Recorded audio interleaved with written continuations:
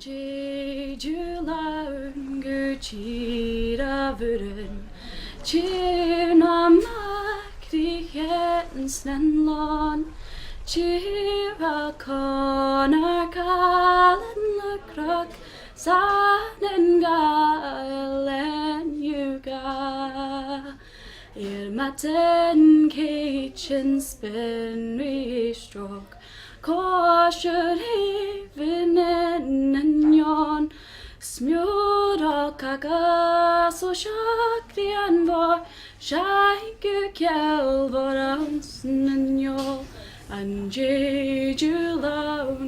Originally we're from Holland and we always lived in a rural community. We decided to move over to Scotland 6 years ago, but because we always had our own business, we were just looking to get one, and when this one came up, we thought this was just perfect for us. 2 weeks ago, I came back in the shop in the morning and I thought, that's funny, the door's still open, someone must have come in. It's just that I forgot to lock up the day before, and it's been open all night and everything's still here, so that shows you how safe it is here on the island.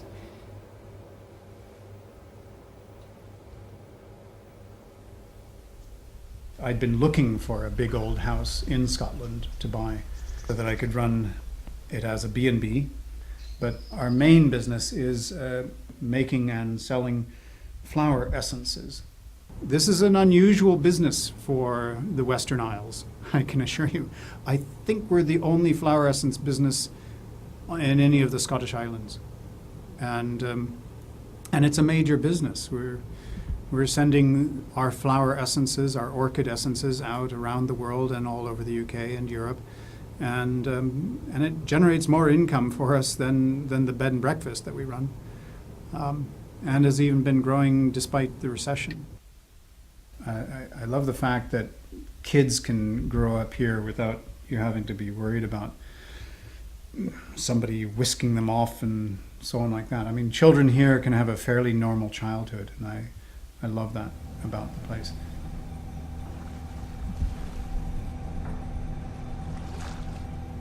In the school we have children from age 3 to 12, and obviously it's a multi-composite situation. I want to take over my dad on the ferry. I want to fix things. I just like fixing stuff. You can go out and play because there's not many cars, so you can go yourself sort of. And there's loads of places to go, to the beach and woods and stuff. Well, when the children leave here, they now have the choice of going to Tarbert Academy or Campbelltown Grammar School. It's equidistant for both schools.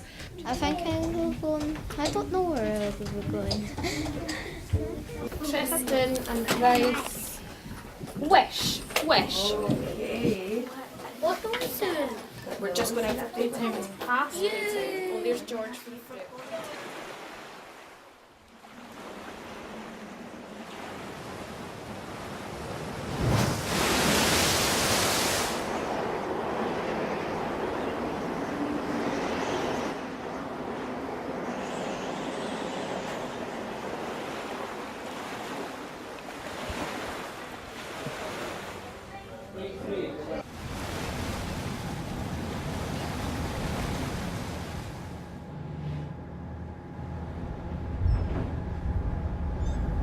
I mean, nobody should kid on. It's not an ideal situation. Things actually can become fraught occasionally, as in any community. The island was bought by the community in 2002. It involved borrowing a lot of money and also receiving lottery funding and grant funding, and there was £1 million to be paid back, which was done within, I think it was a year. And I actually don't think there's just as much community spirit in the place since the buyout. Can't complain at all. The only complaint's the weather. The last couple of days, as you probably know, the service has been disrupted quite badly by southwest gales. So I'm afraid it's part of island life. most of the people are extremely sort of, they're realistic about it.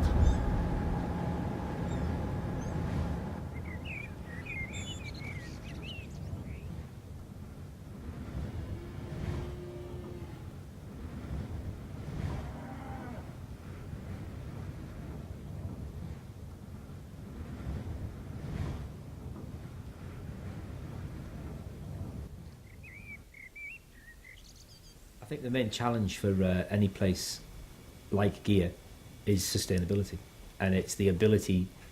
Sustainability is quite a trendy word now, but it actually, by definition, the ability to sustain yourself, and that's what we need to get to. Gigha had the really,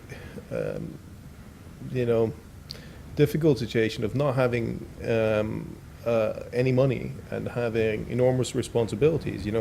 Taking over people's houses isn't something you do lightly. Statistically, Gigha was actually the worst place to live in Britain in terms of the housing standard when the trust took over. And that's been something that's been slowly reversed. And one of the big questions was, how do you pay for it? The wind farm was a success, an unprecedented success. Paid off all its debt in 4 years. Absolutely fantastic. Every penny that it generates now is profit for us. So we were the first community-owned, grid-connected wind farm in the country.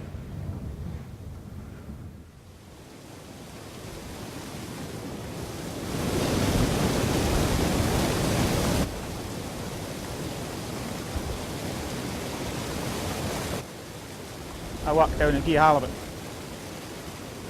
Fishing is a hard job. It's 16, 18, 20 hours a day. Fish go to mainly restaurants in this country. A lot of the fish go to Waitrose.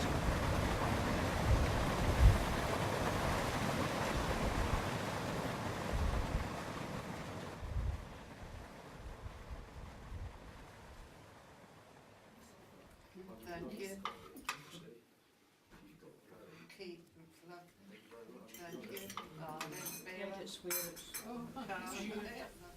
The house that we're in, isn't it lovely? Isn't it a charming little house?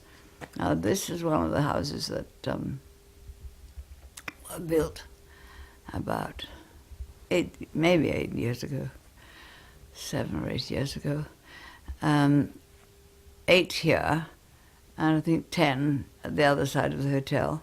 There have been changes, these sort of changes, because this little cache of houses and the other one are the only two. But then a lot of our young men are building their own houses now. This was a dairying island. It was an island that produced a great deal of milk, and we had a nice creamery ourselves here, and then something happened, it got disease in it or something.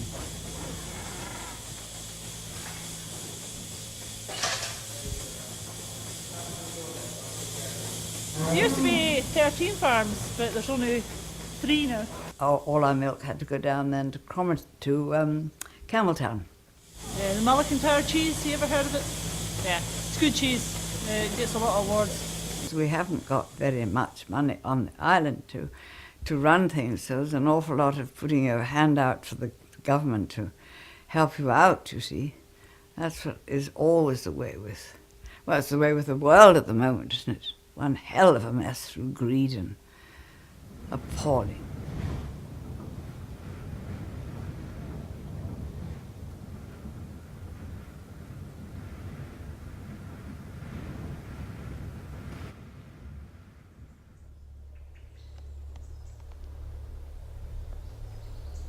You can never escape. Everybody knows who everybody is, and I think that is wonderful, because they either know when to back off, not approach you if you're that way inclined. If you'd like your own space, folk appreciate that. But we have TV. We've now got FreeSat. We've now got Sky TV. We've got computers, and we've got all sorts of things like that. We can still be right in the hub of knowing what's going on in and around the world. We've got digital radio, digital coming on next year. Woo-hoo! So there is you can be right in amongst what's going on in the world all year round, every day if you want. If you don't want to, you just switch off. And this is a great place to switch off if you want to. That's why a lot of folk like to come here. They can switch off. and leave all the rat race behind. I play a wee bit of music. There's Graham McCulloch. He's an accordion player. He's 81 now, and he still can bang out a good tune. And then there's Henry Macaulay in the art gallery. She's a mandolin player, and I've got an octave mandola which I play. And we love getting together. We'll play the ceilidh, we'll play hogmanay and things like that.